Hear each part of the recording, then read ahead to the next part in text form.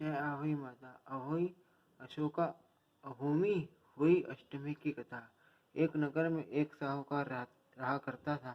उसके 7 लड़के थे। एक दिन उसकी स्त्री खदान में मिट्टी खोदने के लिए गई और जो ही उसने चाकर कुताले मारी, त्यो सही के बच्चे कुताल के चोट से सदा के लिए सो गए।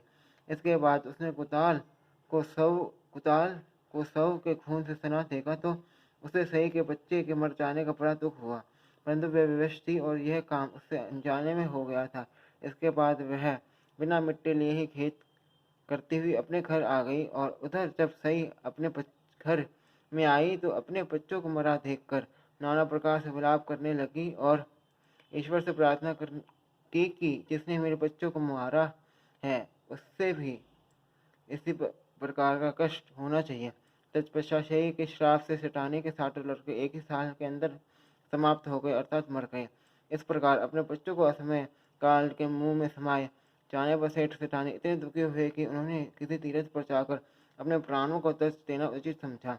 इसके बाद वह घर पार छोड़कर पैदल ही किसी तीर्थ की और चल दिए और खाने की और कोई ध्यान न देकर जब तक उनमें कुछ भी शक्ति और साहस रहा तब तक वह चलते ही रहे और जब वह पूर्णतः आसक्त हो गए तो अंत में मूर्छित होकर गिर पड़े।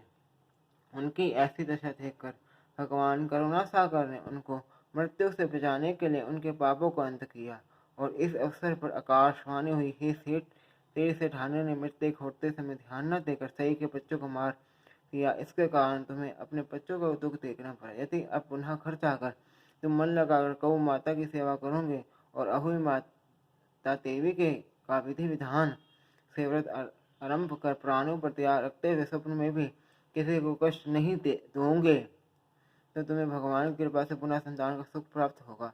इस प्रकार आकाशवाणी सुनकर सेठ सेठानी कुछ आशावान हो गए और भगवती देवी का स्मरण करते हुए अपने घर को चले आए। इसके बाद श्रद्धा भक्ति से न केवल अहोई माता का व्रत किया अपितु गौ माता की सेवा करना भी आरंभ कर दिया तथा जीवों पर दया भाव रखते हुए क्रोध और द्वेष का सर्वथा परित्याग कर दिया। ऐसा करने के पश्चात भगवान की कृपा से सेठ सेठानी पुनः 7 पुत्र वाले होकर अनगिनत पुत्रों सहित संसार में नाना प्रकार के सुखों को भोगने के पश्चात स्वर्ग को चले गए। शिक्षा। बहुत सोच विचार के बाद भली प्रकार निरीक्षण करने के पश्चात ही कार्य आरंभ करो और अनजाने में भी किसी भी प्राणी की हिंसा मत करो।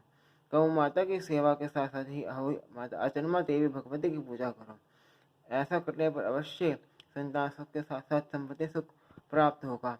बोलो अहोई माता की जय। ये दूसरी कथा मैंने आपको सुनाती थी ब्रह्म मुहूर्त में, इसलिए ये हो गई पूरी कथा अहोई माता की। अब अगली वीडियो आरती की होगी।